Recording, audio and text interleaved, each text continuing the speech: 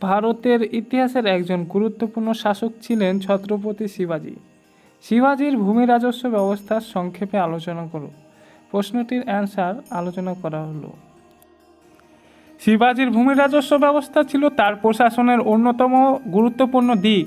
তিনি মুঘল এবং বিদ্যমান দাক্ষিণাত্য শাসন ব্যবস্থা থেকে প্রভাবিত হয়ে একটি কার্যকরী ভূমি রাজস্ব ব্যবস্থা প্রতিষ্ঠা করেছিলেন, যা কৃষকদের সুরক্ষা এবং রাজস্ব সংগ্রহের সুষম পদ্ধতি সুনিশ্চিত করত।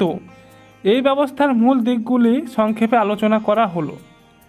রাজস্ব নির্ধারণ। শিবাজী ভূমির উর্বরতা এবং উৎপাদনের পরিমাণ অনুযায়ী রাজস্ব নির্ধারণ করতেন। রাজস্ব মূলত কৃষি পণ্যের 1/4 থেকে 1/3 নির্ধারিত করা হতো। ম্যাপযোগ পদ্ধতি। শিবাজী ভূমি মাপার জন্য ম্যাপযোগ পদ্ধতি চালু করেছিলেন। জমির আকার ও উর্বরতা যাচাই করে তাতে কতটা ফসল উৎপন্ন হতে পারে তা নির্ণয় করে রাজস্ব ধার্য করা হতো। তৃতীয় পয়েন্ট, প্রতিনিধি নিয়োগ। শিবাজী তার রাজস্ব সংগ্রহের জন্য কার্নিক এবং পাটিল নিয়োগ করতেন। কার্নিক অর্থাৎ দপ্তরি এবং পাটিল অর্থাৎ গ্রাম প্রধান নিয়োগ করতেন। এরা প্রত্যক্ষভাবে কৃষকদের সঙ্গে যোগাযোগ রাখতেন এবং ভূমি রাজস্ব সংগ্রহ করতেন। কৃষকদের সুরক্ষা। শিবাজী কৃষকদের সুরক্ষার উপর বিশেষ গুরুত্ব দিয়েছিলেন। দুর্ভিক্ষ বা প্রাকৃতিক দুর্যোগের সময় তিনি কৃষকদের রাজস্বে ছাড় দিতেন।